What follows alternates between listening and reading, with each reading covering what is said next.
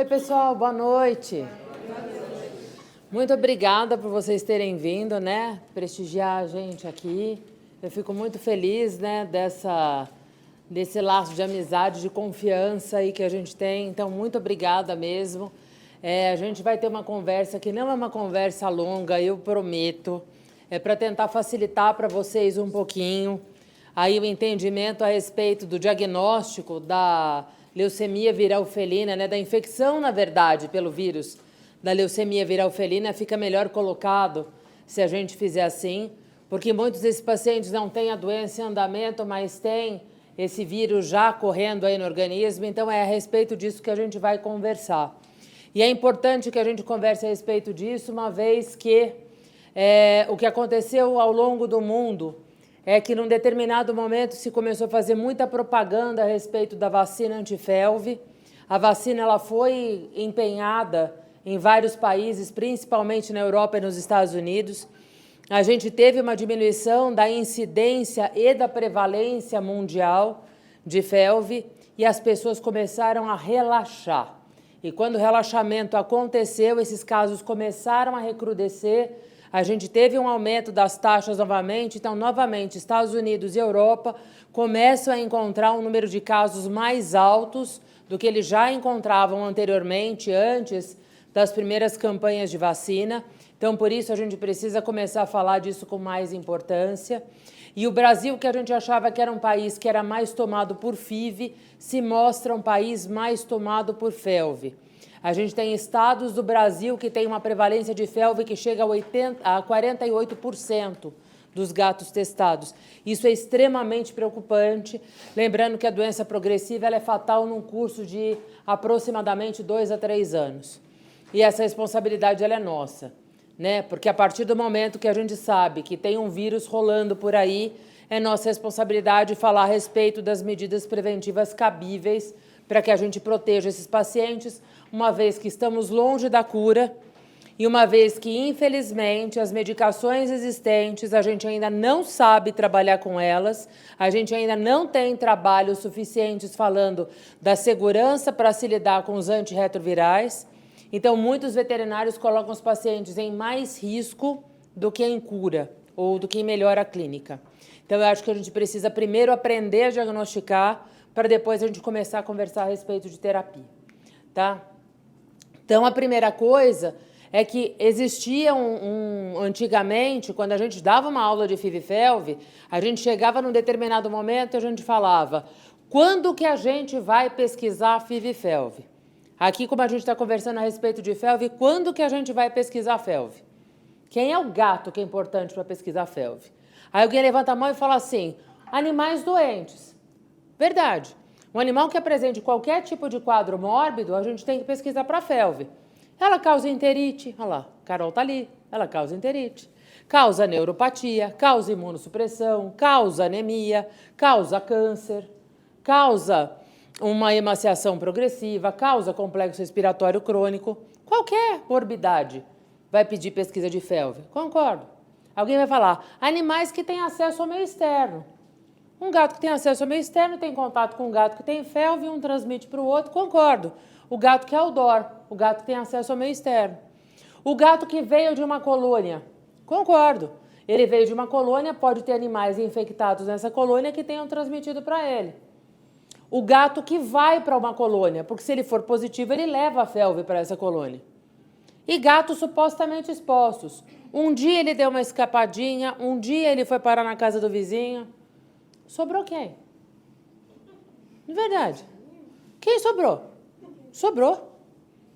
Aí você vai falar para mim, mas você tem aquele gato que nasceu na casa da tutora, mora num ambiente controlado, ela não faz absolutamente nada, ele não vai nem para pet shop. Você tem certeza que dentro dela não tem a louca dos gatos?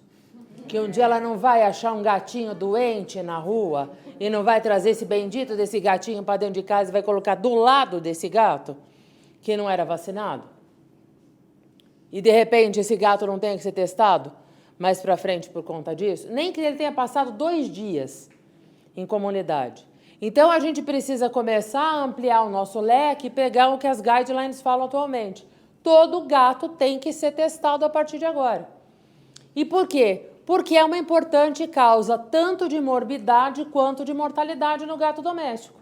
Portanto, a testagem a partir de agora é considerada uma testagem obrigatória para todo mundo. E as guidelines de vacina mudaram por conta disso. Porque a partir de agora as guidelines falam: vacinem todos os gatos na primeira infância. Por quê? Porque você garante na primeira infância, com uma imunização bem feita, a imunidade desse cara para a vida inteira.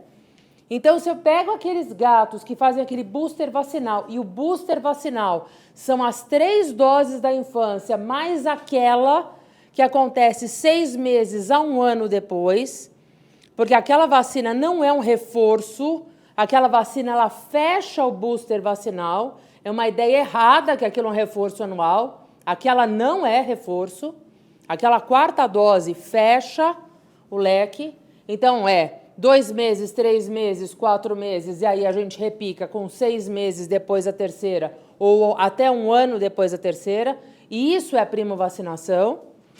E a partir daí, você pode escolher de acordo com o tipo de vida do gato. Mas as guidelines são mandatórias. Esse primeiro leque tem que incluir FeLV. Só que para incluir FeLV, esse gato tem que ser testado, porque você não vacina um gato positivo. Ah, mas não posso vacinar positivo? Você pode. Só que você está fazendo uma, desculpa a palavra, cagada. Por quê? Porque se você vacina esse gato sem testar e ele desenvolve FeLV lá na frente, você é o cara que está fazendo propaganda antivacina. Sinto muito.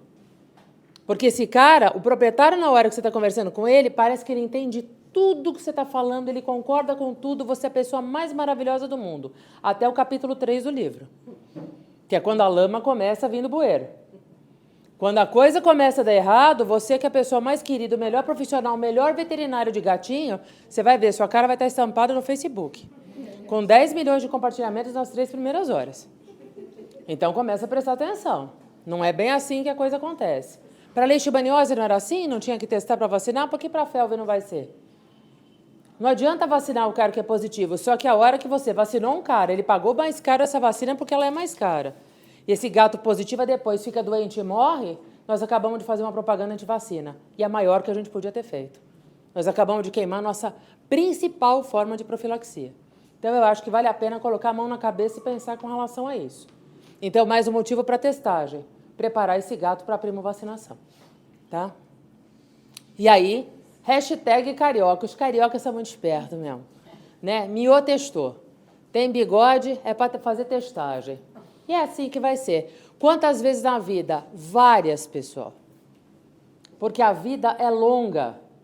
Você testa no primeiro ano, a realidade desse gato às vezes muda no segundo, muda no terceiro, muda no quinto, muda no nono. Vim com essa história para mim, não, mas ele já foi testado, isso não serve. Quantos gatos foram testados lá atrás e a hora que a gente retesta, o cara é positivo agora? Você sabe em que condição que ele foi testado? Que é isso que a gente vai conversar? Em que momento que ele foi testado? Às vezes você testou antes do cutoff do teste ter sido alcançado. Você testou antes de ter batido no limite de detecção do teste. Ele deu negativo. 2 meses depois, esse gato está positivo e você não pegou. E está cantando para todo mundo, ó, a gente testou. É o que acontece dos gatos que vêm das protetoras. Porque o gato é testado lá dentro, ele volta para o meio de um bando de gato. Ele pega o cara, testa o gato e volta a colocar o gato no meio daqueles 58. E o gato às vezes demora 3 anos para ser adotado, aí ele foi testado. Ô, gente... Aí dá encrenca na casa do tutor, isso é injusto. Tudo bem, tem gato, eu atendi uma tutora hoje que ela tem 5 gatos FIV positivos. Porque ela adotou o primeiro da rua. Só que ela achava que ele estava muito sozinho, mas ela não achava justo pegar um negativo, então ela só foi adotando o FIV positivo. Ela adotou 5. E a premissa para ela era só adotar FIV. Eu falei, cara, você é corajosa, porque emocionalmente você é corajosa e financeiramente você é mais corajosa ainda. E eu que estou atendendo você, acho que também sou. E agora a encrenca vai cair toda no meu colo, né? Mas está valendo, tamo junto. Bom, então feita essa introdução, vamos entender do que a gente vai lidar, com o que a gente vai lidar. Então vamos pensar, FeLV é um cara que é um retrovírus. Retrovírus é o cara que anda de marcha ré. Em termos replicatórios, ele anda de marcha ré. ele tem o seu material genético sob a forma de RNA, ácido ribonucleico. E aí, quando ele vai entrar numa célula, ele vai se utilizar de algumas enzimas que são chamadas de proteases. Então, o que vocês estão vendo ali em cima, aquela bolinha, ela vai aderir à superfície da célula, que vai ser um linfócito B ou um monócito, mas principalmente linfócitos B, vai aderir na superfície dessa célula e vai se utilizar de enzimas para ele poder fazer essa adesão, ser englobado por essa célula e chegar ao citoplasma. A hora que ele chega no citoplasma, ele deixou o envelope viral lá fora. O envelope viral se fundiu à membrana plasmática da célula hospedeira e o que entrou foi o capsídeo viral, que é isso que parece um diamante que vocês estão vendo aí dentro. Aí, quando ele entra, ele ativa uma outra enzima que ele tem, chamada transcriptase reversa. Transcriptase reversa pega aquela fita de RNA e duplica como um DNA complementar. Lembra que existem algumas bases que são diferentes entre RNA e DNA. Então, ele joga o complemento para cá e ele forma um DNA complementar. Por isso que ele é um retrovírus. De RNA, ele vira DNA. Aí, esse núcleo capsídeo viral contendo esse DNA vai para o núcleo da célula hospedeira e vai se utilizar uma terceira enzima chamada integrase. E vai integrar esse DNA viral no DNA, no genoma desses linfócitos da célula hospedeira. E vai colocar esse DNA ali dentro. A partir daí, ele começa a fazer uma codificação, ele gerencia a partir de agora essa célula que incorporou esse DNA, porque ele muda toda a funcionalidade dessa célula. Então, é um linfócito, então ele vai alterar a produção de anticorpos. Ele vai alterar o reconhecimento de estruturas estranhas. Ele vai fazer com que esse linfócito produza partículas virais. Então, o que a gente vai ter que entender, em primeiro lugar, é que aquela coisa que vocês entendem como imunossupressão, essa palavra está errada. Imunossupressão não significa ficar fraquinho. Não significa ficar afeito a infecções só. Imunossuprimir significa suprimir a resposta imune normal. A resposta fica disfuncional e pode ser para mais. Esse indivíduo pode começar a fazer um monte de doença imunomediada. Ele pode fazer uveíte, ele pode fazer poliartrite, ele pode fazer encefalite, ele pode fazer enterite. Ele pode fazer citopenias imunomediadas, anemia hemolítica imunomediada, neutropenia imunomediada. Então, pode acontecer uma zona no organismo por conta disso. Porque só de alterar a codificação dessa célula, ela vai funcionar toda de forma normal. E dependendo das combinações que foram feitas nessa inserção, cada linfócito faz uma coisa diferente. Não vai ser padrão. Vocês vão imaginar que essa inserção gênica que acontece aí dentro faz combinações diferentes célula a célula. E vai mandar o maior número de combinações parecidas que o indivíduo tem. Só que tem um detalhe. Linfócitos são as células que mais demoram para morrer no organismo, se a gente for pensar em células do sangue. Linfócitos vivem anos. Um neutrófilo vive um dia. Linfócitos vivem anos. Então, eles se multiplicam e as células filhas já nascem com o código genético do vírus. Vocês já pararam para pensar nisso?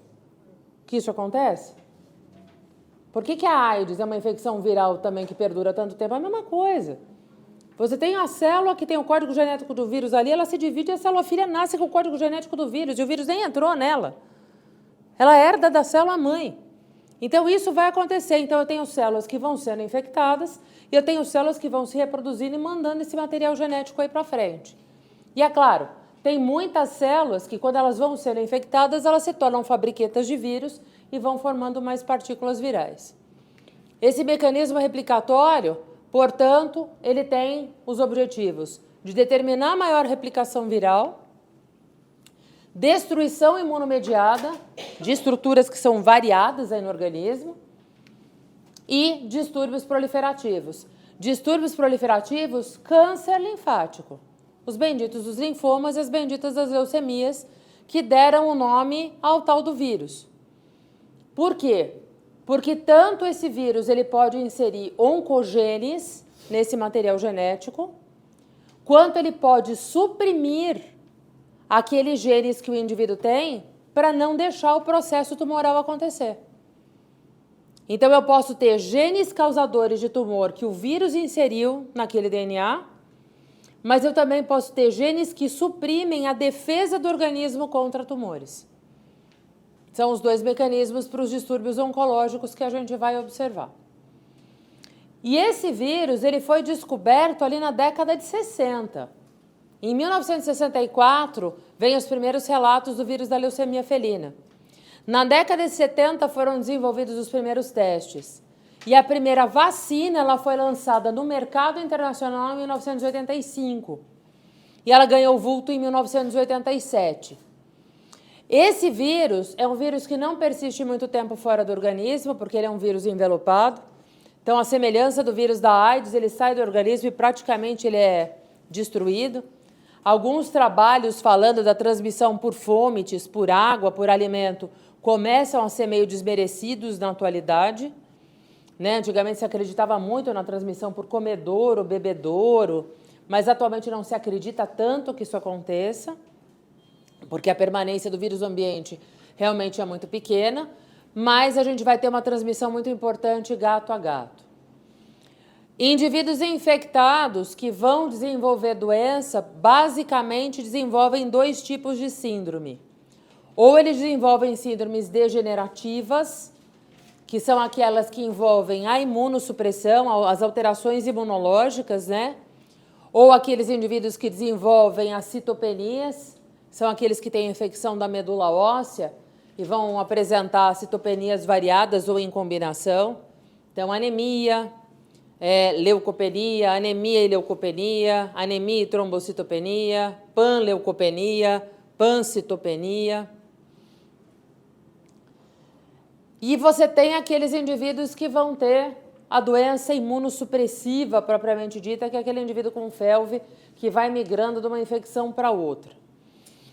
A outra síndrome, que deu nome à doença, é a síndrome proliferativa. É o indivíduo que faz o linfoma, é o indivíduo que faz a leucemia. O que é importante a gente lembrar é que muitos indivíduos que têm linfomas, apesar do teste dar negativo, se você fizer a pesquisa do antígeno por PCR no tumor, a gente está achando o vírus dentro do tumor.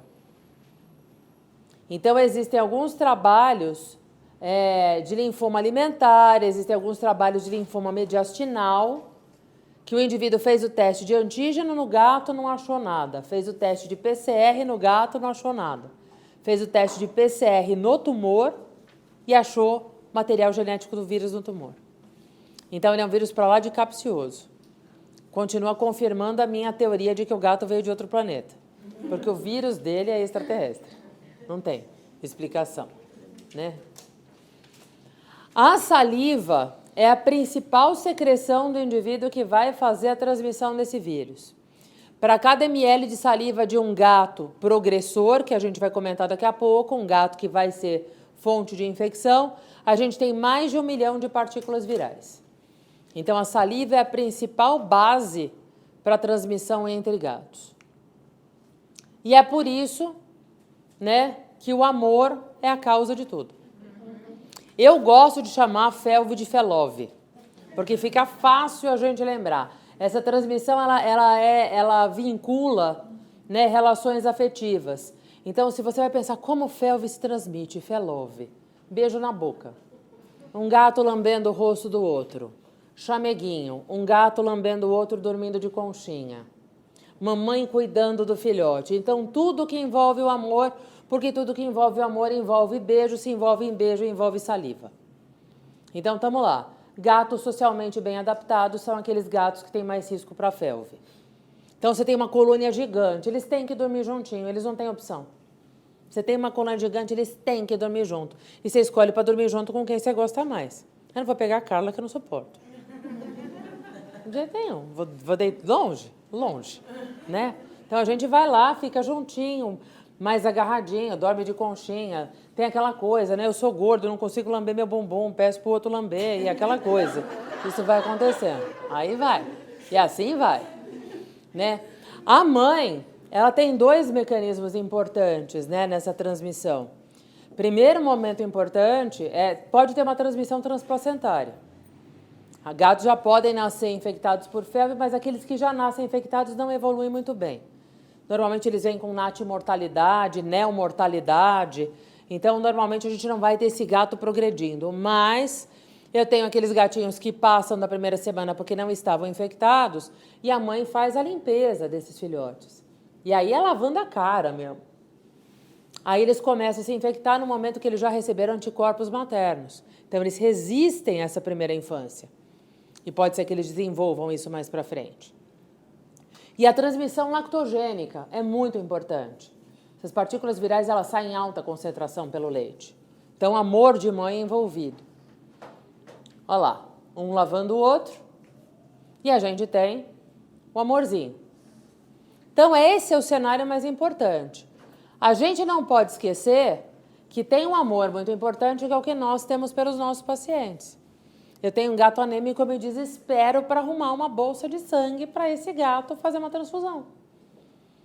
Só que se essa transfusão não for bem feita, com critérios de triagem, eu posso causar problema para esse gato. Porque o doador tem que ter sido testado. E não adianta fazer o teste rápido no doador. Ele tem que fazer pesquisa de DNA proviral por PCR. Porque gato regressor transmite felve por PCR.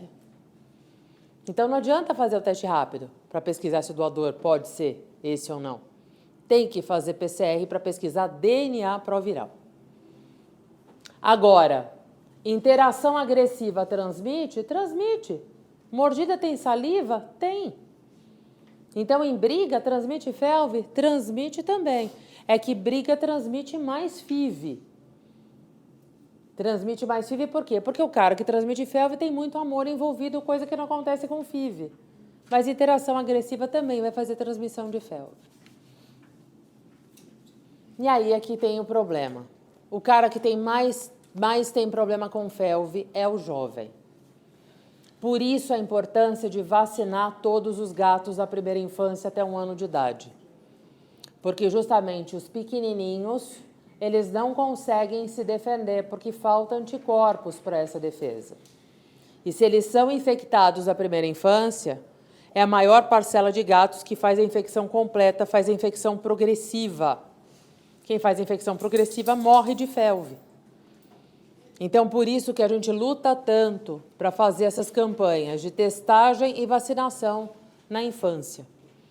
Porque esses caras, muitas vezes, eles não recebem anticorpos da mãe eles recebem o vírus, e quando eles recebem anticorpos e vírus, os anticorpos, às vezes, eles ganham, os vírus, eles ganham dos anticorpos, e quando eles desenvolvem felve na primeira infância, provavelmente eles não conseguem debelar a infecção e são progressores, que têm a vida mais curta, tá? Então, é por isso que a gente faz uma luta aí com relação a isso. O que vai acontecer? Esse vírus, na maior parte das vezes, ele entra por via oronasal. E aí ele vai se multiplicar nos tecidos linfóides da cabeça, da boca, do nariz. Multiplicando-se nesses tecidos linfóides, em monócitos e linfócitos, esse vírus ele vai começar a migrar pelo organismo, vai indo para tecidos linfóides à distância, numa brincadeira tipo ligue os pontos.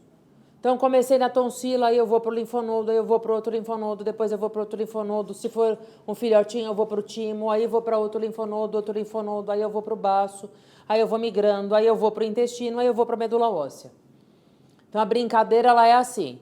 Então, a gente entra, vai migrando, com o objetivo de chegar até o intestino, que é onde a gente tem as placas de Peyer, as placas de Gumprecht, os folículos linfóides, e chegar até a medula óssea. Então, esse é o caminho de entrada. Essa fase dessa entrada, migrando rumo à medula óssea, a gente vai chamar de primeira viremia ou fase de antigenemia. Porque à medida que o vírus vai se multiplicando, tem antígenos do vírus que ficam solúveis na circulação e a gente também consegue detectar. Então, primeira viremia ou antigenemia. Aí o vírus ele vai indo e o sistema imune vai tentando reagir.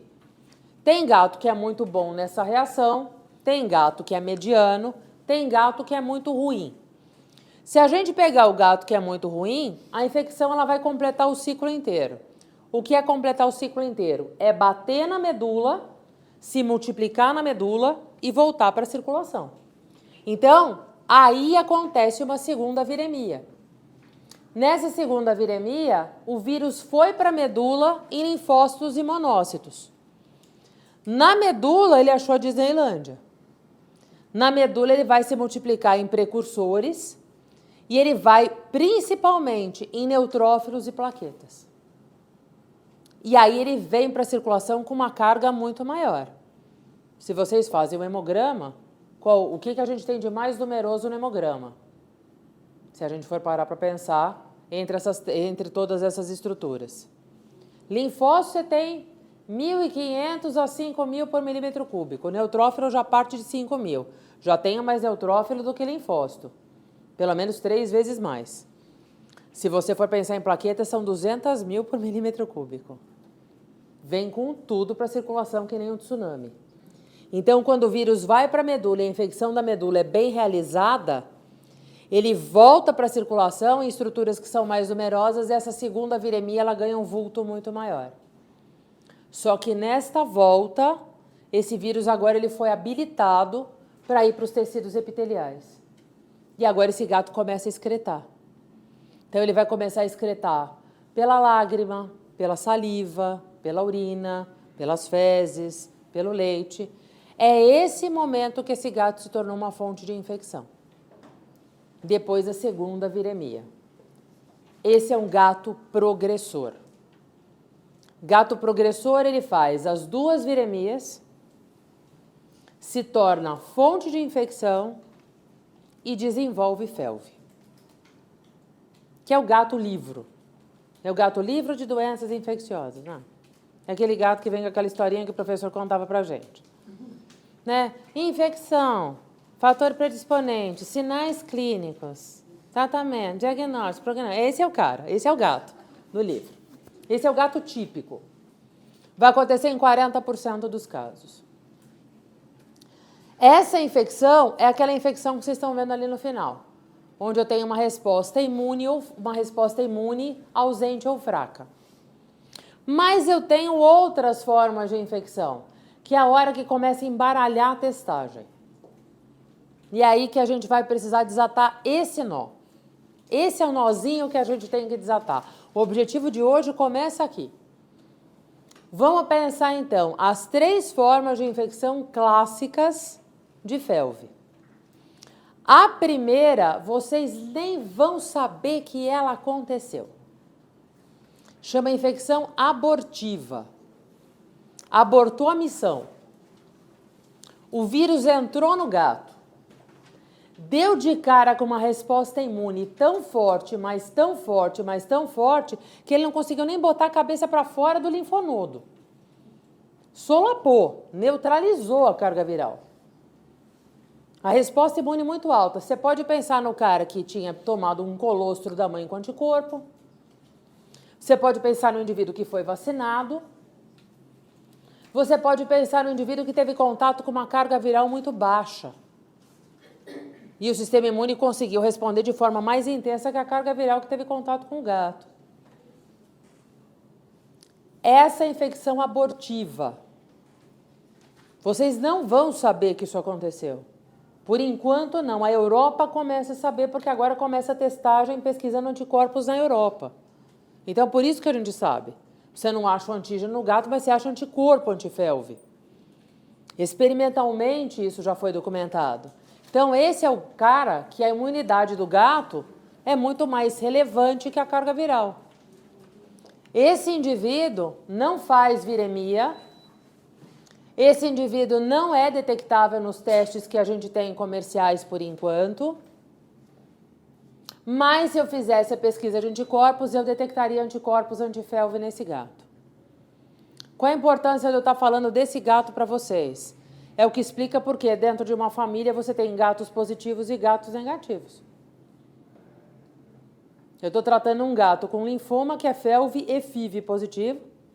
Ele tem uma contactante felve positiva e as outras 3 gatas que vivem com ele e dormem de conchinha com ele são negativas em todos os testes. O que explica isso? Uma imunidade muito boa dessas gatas.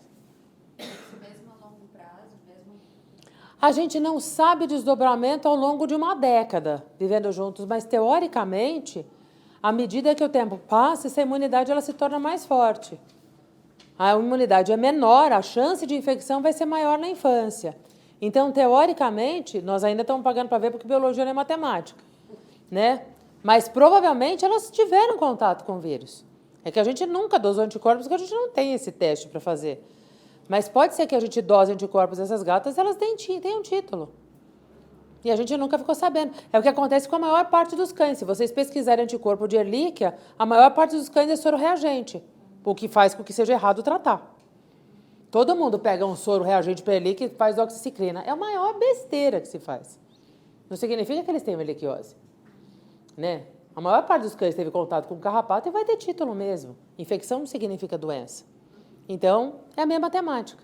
Então, a gente fica de olho nisso para a gente explicar. Porque o doutor fala, mas elas não deviam ter pego? Então, não. Porque a imunidade delas é melhor que a dele. Mas por quê? Porque geneticamente essa imunidade foi modulada de alguma forma diferente. Não sei dizer qual é a variável, mas é isso. Mas elas eram vacinadas? Todos. Não, contra a felve ninguém era. Contra a felve ninguém era, porque esse é o modelo clássico que foi adotado no lugar e tinha sido testado anteriormente. Todo mundo foi testado, era negativo. Aí, de repente, veio o gato com linfoma e, de repente, você começa a descobrir que tem mais gente com linfoma na casa. Porque o teste que foi feito não era o teste mais de acordo e o momento que foi feito também não. Entendeu? Tanto que a gente teve que retestar todo mundo, só que eu retestei por um outro teste. Aí eu já fui para cima da PCR para fazer o confronto. Tá? Segunda modalidade que você tem, infecção regressiva. Regressiva significa que eu fui até um ponto e depois eu voltei para trás. É um cara que faz a primeira viremia, mas ele não faz a segunda. É aquele cara que te faz ficar com cara de palhaço na frente do doutor. Porque ele tinha um teste positivo e de repente esse cara fica negativo. Você falou pro cara que ele é positivo, ele fala, fui num outro veterinário e fiz o teste e ele deu negativo. Você fala, mas pode acontecer. Mas por que pode acontecer? Porque a imunidade desse gato é meia boca. Ele não segurou a onda no primeiro momento, mas foi correndo atrás do prejuízo, produziu anticorpo e na chegada do vírus à medula ele conseguiu neutralizar a carga viral. Então esse cara tem uma resposta imune que é boa. Não é aquela coisa espetacular, mas é uma resposta boa, porque ele conseguiu. Então houve um equilíbrio entre a carga viral e a imunidade desse gato. Isso se traduz de que forma? Ele faz a primeira viremia e, num primeiro momento, ele vai dar positivo nos testes. Porque ele faz a fase de antigenemia.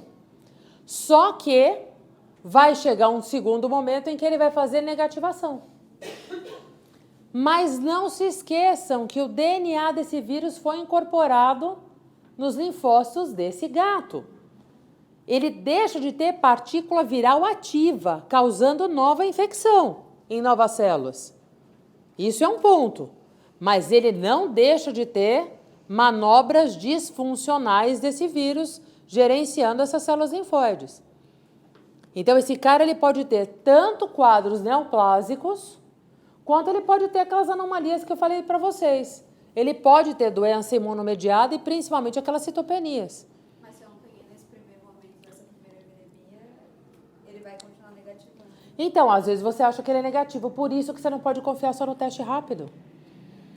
Por isso que todo teste negativo você vai fazer sempre uma contraprova e vai pesquisar o DNA viral. Sempre. Para ver se ele não é um regressor. Porque a característica do regressor é ele ser negativo nos testes, mas ser DNA positivo. Porque isso explica muita coisa. Eu tenho uma paciente que eu estou tratando aqui agora, que é a Charlot. A Charlot, ela começou a fazer uma anemia hemolítica. Ela tinha sido adotada e falaram para ela tem um teste negativo. Ela trouxe para mim o teste negativo.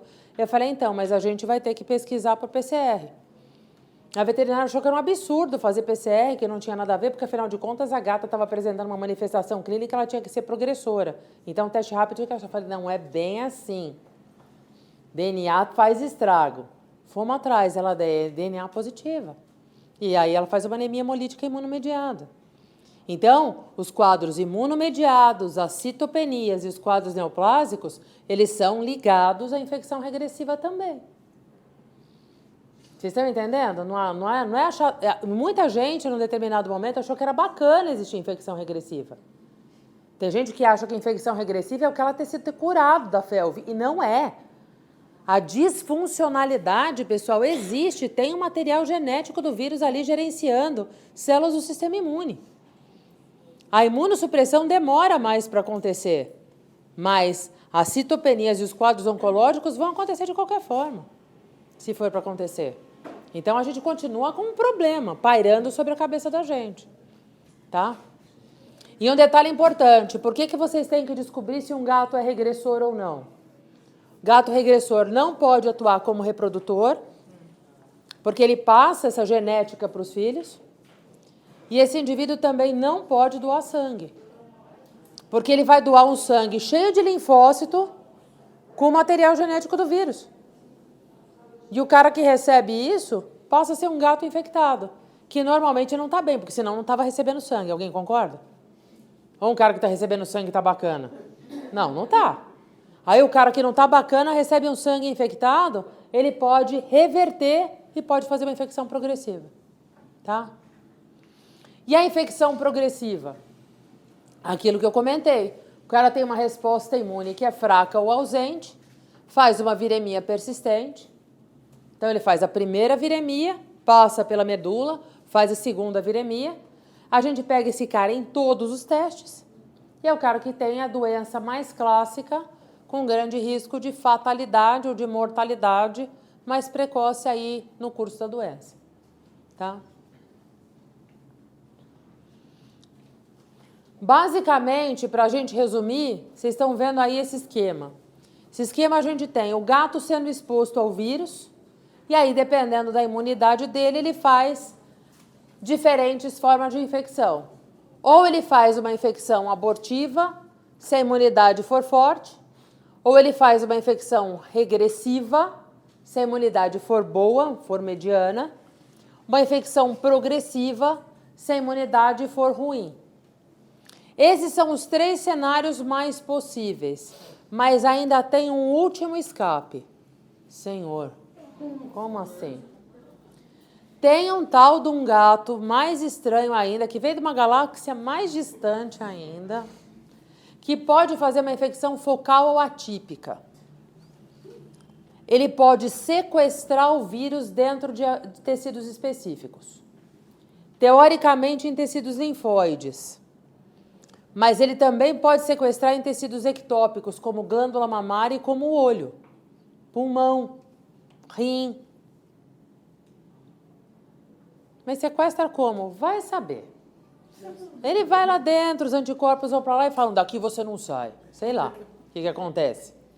Acontece. Mas é uma forma de infecção que ainda tem sido estudada.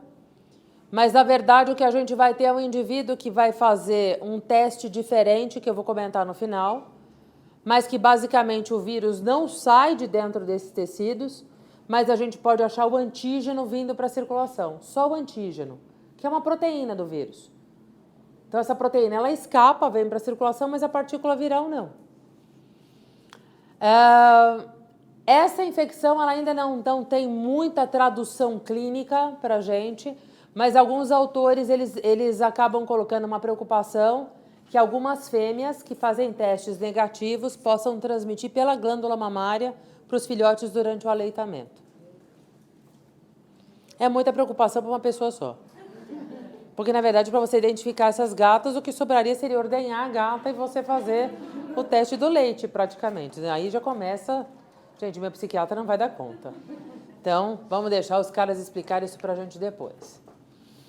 Então, vamos lá. Que testes que eu vou ter a partir disso que a gente discutiu é que é importante a gente pensar em como a gente vai fazer a testagem desses gatos. E quais são os testes que eu tenho para utilizar. A gente pode fazer a pesquisa do antígeno viral, que é isso que vocês fazem mais na prática do dia a dia. A pesquisa da proteína P27, que é o antígeno do capsídeo viral, que é o que está presente naqueles imunoensaios rápidos. kit de ELISA, o Snap Test, imunocromatografia, né? De várias marcas aí existentes no mercado. Então, normalmente a gente pesquisa essa proteínazinha, é um teste que a gente faz num curso aí de 15 minutos. Demora um pouco mais porque tem que tirar o teste da geladeira com uma antecipação, mas vamos lá. 45 minutos eu tenho o resultado. A gente pode fazer, não se faz mais isso, mas é um teste que foi utilizado por algum tempo, que seria a pesquisa de um outro antígeno viral, que é o antígeno GAG. Esse antígeno GAG, ele se manifesta quando os neutrófilos são infectados, quando o vírus passa pela medula. Quando ele passa pela medula e infecta o neutrófilo expressa essa proteína GAG. Então, no passado, o que a gente fazia? Você pegava um gato positivo, para você ter certeza se ele estava na primeira ou na segunda, você confrontava com esse teste. Se você pegava esse teste positivo, você já sabia que era a segunda, já tinha passado pela medula. Basicamente era isso. Entre aspas, né? Porque só a USP que fazia isso, porque alguém tinha um projeto de pesquisa dentro da USP fazendo isso, e era um Deus nos acuda para você conseguir encaminhar, para fazer isso, para dar certo. Então, teoricamente, esse teste existia no passado, que era para confirmar o gato positivo, para saber se ele era um progressor ou não. Mas a imunofluorescência a gente não mexe mais com ela. Agora a gente mexe bastante com a biologia molecular, então a pesquisa de RNA ou de DNA proviral.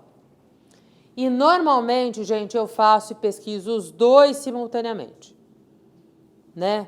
Eu acho que a gente sempre precisa pedir RNA e DNA proviral ao mesmo tempo para conseguir interpretar qual é a situação deste gato, que é o que a gente chama de RT-qPCR. E a pesquisa de anticorpos anti-FeLV que a gente ainda não tem no Brasil.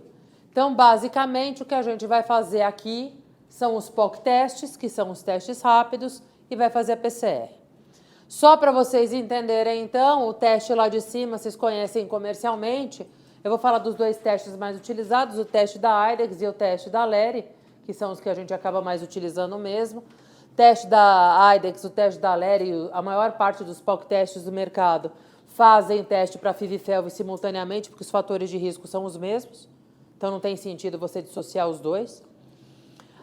O teste da IDEX é um teste de ELISA, o teste da Lery é um teste de imunocromatografia. Mas a base do teste é a mesma, tem trabalhos comparando os dois testes, colocando sensibilidades e especificidades relativamente semelhantes. E a imunofluorescência direta, aqui num esfregaço de sangue, que vocês veem algumas células que estão pintadinhas num verde fluorescente, isso no microscópio de campo escuro. Essa célula, na verdade, você está jogando o anticorpo fluorescente contra aquele antígeno GAG, a hora que ele encontra o GAG, aquilo floresce, você sabe que tem um marcador ali. Basicamente é isso, tá? E só para vocês identificarem, para não ficar tão perdido, todo mundo imaginando quem é a tal da proteína P27, aqui eu coloquei a partícula viral. Vocês estão vendo que tem uma carapacinha azul, depois tem uma linha amarela, se não for daltônica, depois tem uma outra linhazinha verde e tem um quadradinho verde, proteína P27. Então, a proteína do núcleo capsídeo viral. E é isso que a gente vai identificar. Então, quando eu falo para vocês da infecção focal, que o vírus não vem para a circulação e vem o antígeno, é que na replicação do vírus tem proteínas que escapam. Então, esse antígeno ele escapa sozinho e vem para a circulação e, de vez em quando, o teste consegue identificar. Tá? Quando o vírus está se replicando normalmente, esses antígenos eles ficam na circulação. Então, quando você pega o antígeno, não significa que seja o vírus inteiro que o teste detectou. Ele detectou essa proteína, que é uma proteína específica do vírus. Mas, normalmente, se tem a proteína, é porque o vírus está em algum lugar. Porque ela não estaria andando sozinha pelo organismo. Deixei o vírus em casa, resolvi dar um rolê dentro desse gato, né? PCR, reação em cadeia de polimerase. Primeiro, vamos consertar, pelo menos entre nós, alguns conceitos. RT-PCR, o que significa? Não é tempo real. Se alguém acha que RT-PCR é PCR em tempo real, deleta. Não é real time, é reverse transcription. Significa que eu vou utilizar uma transcriptase reversa na reação, porque eu tenho uma pesquisa de RNA em andamento. Quando é tempo real, é Qzinho que entra na história. Quando tem um Qzinho antes de PCR, isso é PCR em tempo real. E até os laboratórios colocam isso errado. Então dá para a gente começar a consertar isso, que fica gafe feia. Feia. Aí então eu tenho uma PCR que eu vou fazer com a utilização de uma transcriptase reversa. Teoricamente, o primeiro cara que eu vou pesquisar, estou pensando no vírus, o material genético do vírus é RNA. Então, posso pesquisar RNA? Posso. Que informação que eu tenho se eu pesquiso RNA e o teste me responde que tem RNA viral? Primeira coisa é que o vírus está lá. É uma resposta qualitativa. Tem o vírus aí, RNA positivo? Tem. Achei o material genético do cara, o vírus está nesse gato. Onde eu posso pesquisar isso? Posso pesquisar no sangue? Posso. Mas eu também posso pesquisar na saliva. Malê, eu achei um gato positivo, eu quero saber se ele pode ficar com os meus gatos ou não. Tem gente que vai querer pesquisar se esse gato está eliminando o vírus. Você pode fazer a pesquisa da cavidade oral e verificar se ele já é um eliminador. Porque, de repente, esse cara pergunta, será que eu preciso testar todo mundo já? Meu Deus, eu descobri que o gato é positivo, ele estava com os meus gatos. Eu preciso testar todo mundo agora? Calma. Vê primeiro se esse cara está eliminando antes de você testar os outros 15 de cara. Antes de ter esse desespero coletivo. Vamos ver ele primeiro. Se ele estiver eliminando, depois a gente testa todo mundo. Se ele não estiver eliminando, talvez você não precise testar todos agora. É uma chance que a gente tem, né, de situações diversas que podem acontecer. Então, ele é um teste de triagem para identificar indivíduos que são positivos. Mas ele também pode identificar fonte de infecção. Ele também pode ser utilizado para quantificar. Em quem você quantificaria? Para que eu vou quantificar?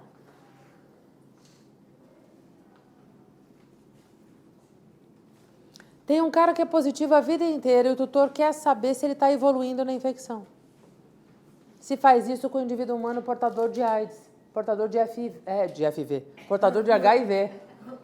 O portador de HIV, ele faz isso, ele vai verificando carga viral, até ver que momento que ele chega para começar a tomar antiviral. Mas a gente pode fazer isso para controlar tratamento. Nós estamos começando a discutir tratamento com antirretroviral. Como é que você sabe que o tratamento com antirretroviral está dando certo? Porque você sabe quanto ele tinha antes, você começa a tratar esse cara e você vai controlando para ver se o antiviral está dando certo. Senão você aborta a missão. Para que ele vai ficar tomando se não está dando certo? A gente faz isso. Eu estou fazendo isso com um gato agora. Um gato que tem um linfoma, ele vai muito mal na quimioterapia, eu tive que entrar com antirretroviral para a quimioterapia dar pega no gato. Senão a coisa não vai. Ele tem FIV e FeLV.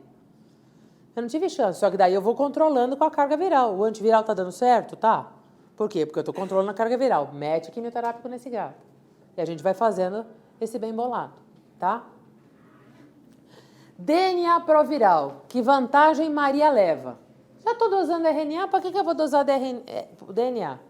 DNA também te fala se esse gato é um gato infectado. Só que o DNA não consegue te falar se ele é virêmico ou não. O RNA te fala que ele é virêmico. Porque eu estou achando o RNA na circulação. O DNA não te fala se ele é virêmico. Porque o DNA vai estar sempre nesse gato. Ele nunca vai desincorporar desse gato. Mas ele vai falar para mim se esse gato é um regressor. De que jeito? Se eu dosei o RNA e ele deu negativo e o DNA dá positivo. Ele não é virêmico. Eu não achei RNA. Ou os testes rápidos de antígeno dão negativos, eu faço a contraprova do negativo com DNA. Então, ele serve para eu tentar confirmar um negativo como negativo, ou ele serve para me dizer se aquele negativo é um gato regressor. Então, o DNA é mandatório para qualquer resultado que vocês tenham. A confirmação do negativo ou para dizer se esse gato é um regressor. E claro, né, Lembrar que se eu tenho um gato que eu quero usar como reprodutor ou como doador de sangue, é o teste que eu tenho que fazer.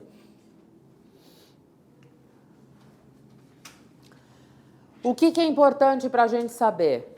É que esses testes, eles têm cutoffs de datas diferentes. O que é o cutoff? É quando você consegue bater no teste no limiar de detecção do teste para esse teste começar a ficar positivo. E esse é o erro que a galera está cometendo. Quando vocês pensam num teste rápido, num POC teste de pesquisa de antígeno, são 4 a 8 semanas para esse gato ficar positivo a partir da infecção. É uma média de 30 dias. Então, pegar o gato da ONG, pegar o gato da rua, pegar o gato do raio que parta e fazer o teste imediato nele, talvez não seja uma boa ideia. Ah, mas você não testaria? Não. Eu coloco esse gato em quarentena. Eu já coloco ele em quarentena porque já não vou misturar com outros gatos, porque ele pode estar trazendo um bando de outras coisas incubadas. O cara estava ótimo no gatinho com 500 gatos. Você coloca dentro da casa que tem 2, ele começa com ranho e conjuntivite. Mas não é possível, né? Ele começa com piriri. Então você deixa ele isolado por uns dias para ver se não tem uma giardia que vai aparecer, um isóspora que vai aparecer porque mudou a dieta, Cryptosporidium, se ele não vai ter complexo respiratório, panleucopenia. E se de repente dá o tempo da gente fazer a testagem para FIV-FeLV. São 4 semanas para os 2 vírus, o tempo mínimo. Então a gente pode deixar esse gato esperando por 4 semanas e fazer a testagem. É o tempo que ele faz a quarentena, quase batemos nos 40 já. Se quiser fazer certinho, bate os 40, mas não precisa. E faz a testagem. Ou, se tem muita ansiedade envolvida, faz pelo menos 2 semanas de isolamento desse gato antes de colocar com os outros por causa de período de incubação da maior parte das doenças. E daí a gente faz a testagem por PCR. DNA e RNA. Porque para vacinar ele vai ter que ser negativo DNA e RNA. Então, basicamente, é isso que a gente faz. Então, lembrar que o teste de cima, que é a pesquisa de antígeno, são 30 a 60 dias para o cara ficar positivo. Em média, 30 dias. O segundo teste, que a gente está pensando em PCR, é em média 1 semana. Mas eu sempre dou uma semana a mais por causa dos retardatários. Sempre dou uma semana a mais porque sempre tem um retardatário. Então, eu dou 2 semanas para fazer o teste. Imunofluorescência direta a gente não faz. Ela seria realizada para fazer a pesquisa do gato, que é o gato progressor. Então, seria para confirmar positivo. Ou a gente aguardaria, a partir de um teste, 16 semanas, a partir da adoção de um gato, para fazer o teste com a imunofluorescência, que a gente não tem mais no mercado. Tá? Então, basicamente, aquele esquema, vamos transportar para cá. O gato teve contato com o vírus, 7 dias depois, ele vai ficar positivo só para as PCR, tanto DNA quanto RNA. Se vocês, depois de 7 dias do contato com o vírus, ele foi infectado, mas ele for testado por um teste rápido, ELISA ou imunocromatografia, ele vai dar negativo. O teste não consegue pegar. Se a gente andar nessa linha do tempo e correr por 1 mês, depois de 4 semanas a partir do contato com o vírus, esse gato já começa a ficar positivo para todos os testes. Ele vai ficar positivo para a ELISA, ele vai ficar positivo para a PCR. Só que ele ainda não fica positivo para a imunofluorescência. Aí os caminhos que ele segue. Se ele for um gato regressor, ele ficou positivo em todos os testes. Ele ficou positivo em ELISA, imunocromatografia e as 2 PCR. Se ele vir um regressor, ele só continua positivo na PCR e DNA. O resto tudo ele vai negativar, porque ele só ficou com aquele vírus incorporado nas suas células, com aquele DNA viral incorporado às células. E se ele for um gato progressor, é o pior dos cenários da vida, ele fica positivo em tudo. Esses gatos que vivem com outros infectados que testam negativo, ou que não testam e a tutor quer saber se tem, se não tem, é melhor já partir, de repente, para um PCR? Sim. Do que fazer o toda essa... Sim, sim. Economicamente, Sim. né? Então, é que aqui, na verdade, não é que você precisa fazer tudo isso. O que eu estou querendo colocar para vocês é da importância que a gente tem, às vezes, de não fazer o teste logo de cara nesse gato, e dependendo do teste que você vai escolher, você dá um intervalo de tantos dias. Então, normalmente, eu penso realmente no bolso do tutor. Porque eu vou fazer um teste que depois ele tem que repicar e tem que fazer o teste de novo para ver se aquele outro teste estava falando a verdade. Eu já prefiro pular a primeira etapa e já ir para a segunda, que é confirmatória. Converso com o tutor quais são os prós e os contras. Eu tenho uma tutora que, assim, ela perdeu a mãe há uns 6 meses e, a partir de então, a cada mês ela adota um gato novo. Só que dentro da casa dela já está com uma gata que é FeLV positiva e ela já tem gatos convivendo com essa gata que é FeLV positiva. E ela agora adotou mais um.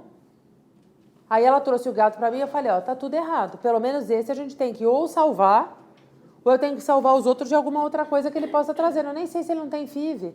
Então esse gato ele vai ficar isolado por 45 dias. Hoje foi o último dia dos 45 dias. Ela trouxe hoje para testar porque ela estava numa angústia infernal. Eu coletei sangue do gato às 8h15 da manhã, 12h30 ela já estava ligando para saber se o resultado tinha saído. Porque ela quer juntar. Mas assim, eu consegui fazer ela trancar esse gato por 45 dias. Com os gatos urrando na porta do quarto onde ele estava.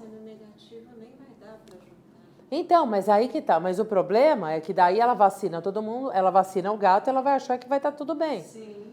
Mas pelo menos a sua parte você está tentando fazer da forma correta. Mas no mundo ideal, eu acho que se você colocar na sua cabeça quais são esses tempos, tem que lembrar que por mais que o cara fale que ele foi pego da ONG e que o teste foi feito, a partir do momento 0 que ele foi tirado da ONG, a partir de agora você assegura que ele não tem contato com nenhum outro gato, você faz essa contagem. Quer fazer PCR, nós vamos dar 10 a 14 dias. Quer fazer o teste rápido, nós vamos dar 30 dias para fazer. E aí, é essa brincadeira que a gente tem. Lembrando que o teste rápido ainda vai ter um gap. Porque o teste rápido, se ele der negativo, você ainda vai ter que fazer contraprova por DNA. Se você fizer as contas, PCR acaba sendo muito melhor. O problema é que... Você ganha tempo. O único problema que você tem é que você tem que... Nossa, hoje eu estou bem tonta desse lado, né? Acho que eu estou com uma síndrome vestibular. É a 18ª vez que eu dou uma cambaleada aqui. Eu devo estar com labirintite. O que você tem que pensar é que a gente tem que trabalhar com um laboratório de qualidade para fazer isso. Porque RNA é um material muito instável. Para quem já trabalhou em laboratório de PCR, RNA é um material genético muito instável. Qualquer contaminação da amostra compromete. Então, tem que ser um laboratório de qualidade. Não é qualquer laboratório falando que está fazendo PCR que você vai acreditar. Porque muitas vezes ele deu negativo na amostra porque o cara não soube manipular bem. Então, você tem que trabalhar com aqueles laboratórios que são laboratórios de critério. Nossa, abri um laboratório aqui na esquina de casa, ele faz todas as PCR. Calma. Calma. Não vou puxar sardinha para ninguém, mas a gente tem que pensar que existem laboratórios muito bem sedimentados para fazer biologia molecular. Então, a gente vai ter que escolher aqueles que a gente confia para trabalhar na técnica. Esse é o problema. Mas eu concordo com você. Tanto que quando eu posso, de cara, eu já mando direto para PCR. Teste rápido você faz como triagem, mas ele vai precisar de confirmação. Sempre vai precisar. Tá? Tá. DNA. Você faz a PCR, ela dá negativa, você sempre confirma o negativo com o DNA. Mas se você fazer direto em 2 semanas?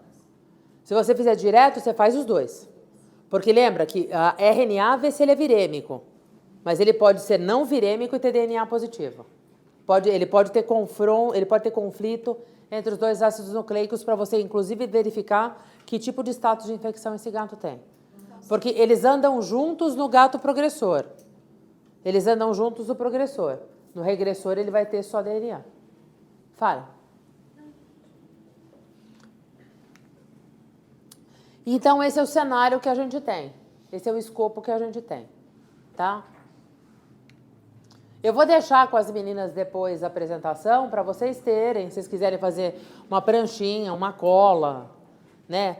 E a abortiva vai dar negativo para tudo, só daria positivo para teste de anticorpos.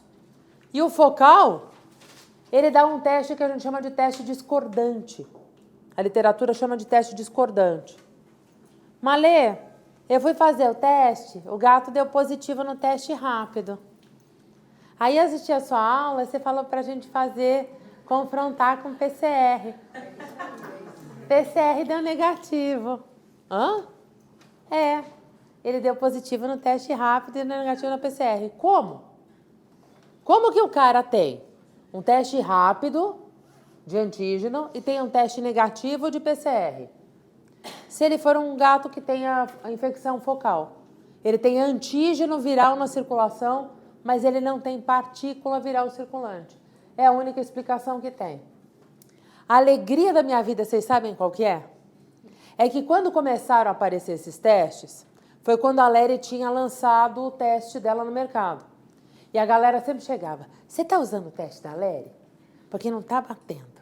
Porque todo mundo começou a usar, porque ele era mais barato. Porque não está batendo. E a galera sempre vinha com a mesma ideia. Porque deu assim, aí eu fui retestar, e a PCR deu negativa. E aí eu comecei a pensar, eu falei, gente, só tem uma explicação para isso. Esse cara tem antígeno viral circulante, mas ele não tem partícula viral. Eu falei, o único gato que faria isso da minha cabeça é aquele cara com a infecção focal. Ninguém tinha falado isso. Aí, quando saiu o consenso e a Catherine Hartman falou isso, eu falei, gente, ganhei meu dia. Porque eu tinha usado minha massa cinzenta direito. Eu falei, eu tinha pensado certo. Então, a explicação é essa. Deve ser o focal. O que você faz com a informação? Nada. Absolutamente nada. É só para você conversar numa festa. Aí você chega numa festa, a galera tá comendo canapé, tomando champanhe, você fala, vocês sabem aquele gato que tem teste discordante? A galera fica te olhando com aquela cara e você, tá, e a pessoa fica... E você, beleza, tranquilo, era isso. Gente, beijo, tchau, deixa eu ir que tá na hora, porque você já percebeu que não deu ibope, né? Mais ou menos por aí. Mas é isso que a gente tem, né? A gente vai ter uma PCR negativa. Você teria uma confirmação se você achasse o tecido onde está o vírus e fizesse a pesquisa do DNA naquele tecido. Gente, ninguém vai fazer. De verdade. Então, só fica a dica. Teve um teste discordante, provavelmente a gente está lidando com um paciente com infecção focal ou atípica. E aí, para dar um match final, temos um gato saudável e um gato doente. Gato saudável ali em cima, um gatinho marombado, bonito, viçoso. Aqui embaixo um gato com febre. Não, ele está hipotérmico, né? Está com 36,8. Esse gato está morrendo. Né? E está com um frasco de comprimido. Então, nós vamos pegar um gato saudável e um gato doente, testamos esses dois gatos. Eles vão dar, um gato vai dar positivo e um gato vai dar negativo nessas circunstâncias. Então, vamos pegar o gato saudável, testamos. O gato saudável deu negativo. Qual é a nossa conclusão? Se ele foi testado com um período maior do que 4 a 6 semanas, sem contato com outros gatos, e ele deu negativo, você não precisa fazer nada. Você não precisa fazer nada. Teoricamente, a gente faria o confronto para ver se ele é um DNA positivo. Mas vamos pensar que no melhor dos cenários a gente já fez PCR, RNA e DNA. Testei esse gato, ele deu negativo. Ele efetivamente deve ser negativo, deixa esse gato descansar em paz e curtir a vida. Gato saudável, eu fui fazer a testagem nele, esse gato deu positivo. Ele é positivo. Há menos de 4 ou 6 semanas ele teve contato com outros gatos. Ele foi exposto. O que a gente tem que fazer? Você vai ter que isolar esse gato, não deixar ele ter contato com mais ninguém, e vai ter que fazer a retestagem desse gato respeitando aquela data. 1 semana para fazer PCR, pelo menos, e uns 30 dias para a gente repetir e fazer o teste rápido, para verificar se realmente ele não foi exposto ou para verificar se ele é um gato efetivamente negativo. Certo? Se esse gato saudável dá positivo, a gente faz o isolamento dele e a gente vai fazer a retestagem dele depois de 16 semanas. Por quê? Porque agora eu vou ter que dar o período para ver se ele vai ser progressor ou se ele vai ser regressor. Geralmente, pessoal, essa lacuna do gato que progride ou regride é de 30 dias.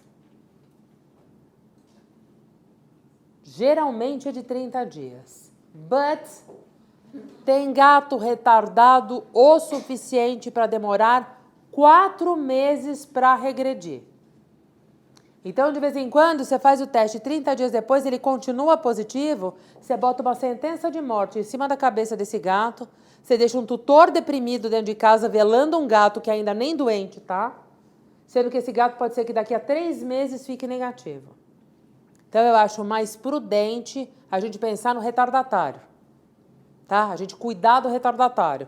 Então, normalmente eu falo para o cara, olha, ele deu positivo agora, a gente vai aguardar um período de 4 meses para refazer o teste e ver se ele continua positivo. Se ele continuar positivo, ele é um gato progressor. Se ele negativar, mais ou menos, glória a Deus, ele é um gato regressor. Mais ou menos, glória a Deus, porque não vai ser aquela coisa, mas a gente ainda vai ficar de sobreaviso, certo? Quando a gente pega um gato doente e ele dá positivo, entrega para Deus e conduz o caso. Ele está doente, poliescolhambótico, cheio de infecção, remela, inflamação. Ele tem felve, anêmico, citopênico, linfoma, leucemia. Ele tem felve. Conduz o que tem pela frente. Agora, se ele é um cara todo doentão e ele está negativo, a gente confronta esse negativo, dependendo do teste que você fez. Então, você confronta. Por quê? Porque muita gente, quando pega o gato doente, pesquisa só o gato virêmico. Pega o gato doente ou faz o teste rápido ou faz RNA. E o gato doente pode ser só DNA positivo. Então, confrontem e sempre pesquisem DNA também. Se ele for negativo nos dois ácidos nucleicos, teoricamente ele é um gato sem felve. Mas, claro, sempre tem um but. Aquele cara que tem alguma doença hematológica, anemia, leucopenia, trombocitopenia, aquele gato que faz mielodisplasia, alguma deseritropoiese, a própria leucemia, sempre verifiquem se ele não tem positividade na medula, se a medula não está positiva. Então, aí, a hora que a gente colhe o material para fazer o mielograma, a gente aproveita e faz PCR da medula. Porque tem alguns gatos que fazem uma infecção sequestrada na medula. Tem um gato que tem uma infecção regressora, atípica na medula, e de vez em quando você só acha o vírus dentro da medula mesmo. Tá? Qual é a regra, a gente não sabe. Mas o que é importante, né? Só para vocês entenderem, por que num gato que está doente, que ele dá negativo para tudo, por que é importante descobrir que ele é DNA positivo? No que isso vai mudar? Muitos desses animais eles vão ser imunossuprimidos no tratamento. E a hora que você imunossuprime esse DNA, ele reverte, ele reativa a infecção e o prognóstico dele acaba ficando pior. Você tem que cuidar desse gato com muito mais cuidado. Basicamente é por conta disso. Certo?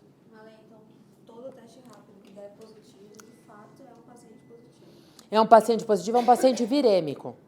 Você só não consegue saber se é a primeira viremia ou segunda viremia. Eu dou essas 16 semanas para... Então, aí você aguarda, exatamente, você aguarda o tempo para ver se ele continua positivo. Então, você confirma esse positivo depois de um tempo. Tá? É basicamente isso. O positivo, você não precisa ficar fazendo testes diferentes nele. Você pode repetir o mesmo teste depois de um período longo de tempo. É mais simples. Malê, esses testes rápidos, pode acontecer de alguma coisa que a gente faça dele dar errado? Por exemplo, sangue com EDTA ou com soro, pode dar? Boa pergunta. A gente tem alguns trabalhos que mostram que se você tem um indivíduo que você faça o teste com sangue total, a gente pode ter interferência. A gente pode ter interferência por causa de algumas partículas que você pode ter, restos de hemácias, de hemólise da hora da coleta, que você pode ter interferência com a própria hemoglobina livre. Então, eles falam que existe uma maior especificidade do teste se você fizer com plasma ou com soro, do que se você fizer com sangue total. Então, isso é um consenso entre os autores, que o plasma e o soro são melhores, são mais específicos que o sangue total eventualmente, não é um grande número, mas que eventualmente ele pode fazer falsos positivos. Falsos positivos. Não falsos negativos, falsos positivos. Porque eu vi uma vez uma reportagem de um pessoal de uma ONG nos Estados Unidos que lá eles faziam os testes nos filhotes e se desse positivo, lá eles sacrificam mesmo, né? Sim. E aí eles descobriram que era sangue total. E aí eles adotavam esses gatos, refaziam e viam que davam diferente. Você pode colher até no frasquinho mesmo que você usa com EDTA, mas centrifuga e usa só a parte centrifugada, uma outra coisa que é importante é que isso é muito comum acontecer em ONG, mas tem veterinário que chancela isso não pode acontecer. Não existe amostra por conjunto. Cada indivíduo é um indivíduo. Você não faz um teste. A mãe não é representante da ninhada, você não tem representante de classe. A mãe é representante da ninhada, um cara é representante dos irmãos, um cara é o representante do gatil. Gente, esse troço não existe. Todo mundo tem que ser testado individualmente. Então, sorry. Esse é o grande problema que a gente tem. Os testes, eles são caros? Eles são caros. Tem um teste mais barato comercialmente, que tem tutor comprando e fazendo em casa. Mas daí você fica pensando daquele jeito, né? Nossa, como que eu acredito no resultado desse negócio? Que daquele jeito, né? Mas lembrar que realmente a gente não pode aceitar essa validação de uma amostragem por grupo, tá?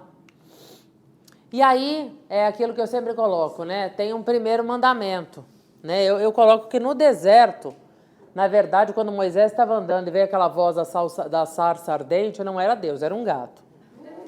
E que a interpretação não foi muito bem feita naquele filme dos 10 Mandamentos. Eles mudaram um pouco.